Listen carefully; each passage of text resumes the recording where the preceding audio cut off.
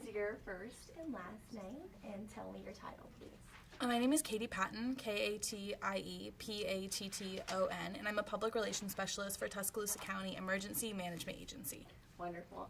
Katie, tell me about this system, TuscAlert, and what would you say to someone who's contemplating getting it? TuscAlert is a mass notification system. We use it to push out any severe weather watches or warnings, and I would say that if someone's considering downloading or applying for TuscAlert, the best thing to know about it is that it's free, it's super easy to sign up, and it's location specific. I know all technology has kinks. What are some of those that you guys have seen and worked through? We're definitely working on fixing the notifications that come out because you are able to add up to 5 addresses on your profile, and when you are getting that notification, it's not specifically telling you which address might be at risk, so that's something we're actively working on fixing. Gotcha. Does it not tell you just initially? Can you go in there and see? Right, you can add up to your 5 addresses, but then when you get that notification, it won't say exactly which address, so that was something that might require a little bit more research. So what do you guys suggest to users how to find out which address may be affected by the current weather? That's definitely something that we're working on because we eventually do want the notifications to immediately say which address is under watch, but we would recommend that you would go through the National Weather Service and get a little bit more information to make sure that you're safe. Gotcha. I know you guys said it's for anyone in Tuscaloosa County. What age groups do you guys or who is TuscAlert for? Who can use TuscAlert? TuscAlert's for all ages. It's for the technology savvy younger generations. It's for college students. Their parents might be on the other side of the country wanting to know if they're safe, and it's also for the older generations who might not necessarily have a smartphone or are super good with technology. They are able to sign up through their landlines, their phones, and they can even go to the public library and have someone help them sign up. So it's really user friendly to all ages.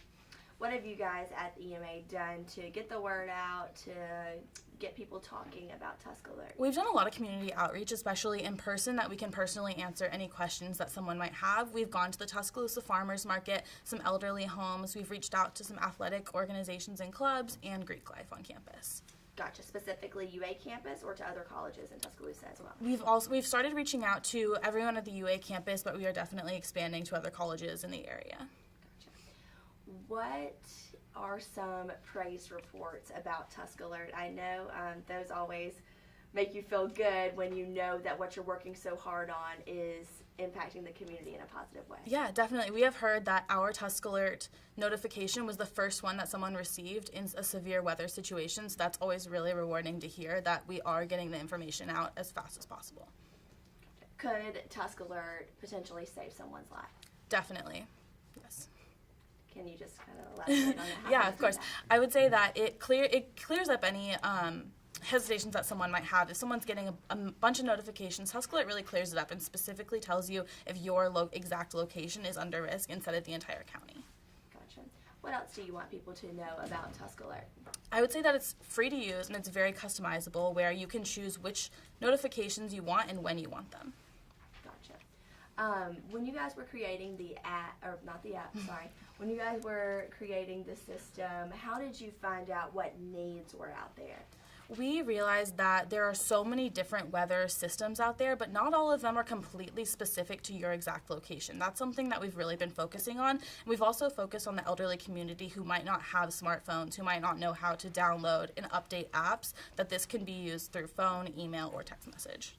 And some of us who lived in Tuscaloosa, gosh, in 2011, so 7 years ago, almost 8 years ago, what have people who've been here for a long time, what's their reaction been to the app? I know most people probably wish we had something like that back then. Definitely. I think they're very grateful that a system like this is now in place because it could have cleared up a lot of confusion that was happening in 2011.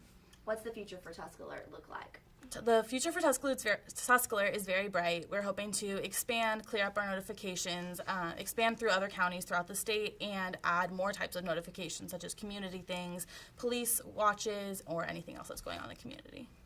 For users out there who may be frustrated with some of the little kinks or problems that the system is having, what would you say to them? I know you guys want to continue to have them as users. Definitely. I would say to come to us with any issues that you may have. Anyone on the staff is happy to answer any questions or work with you, and to stay patient that we are working on this system and creating it to be as best as it can be.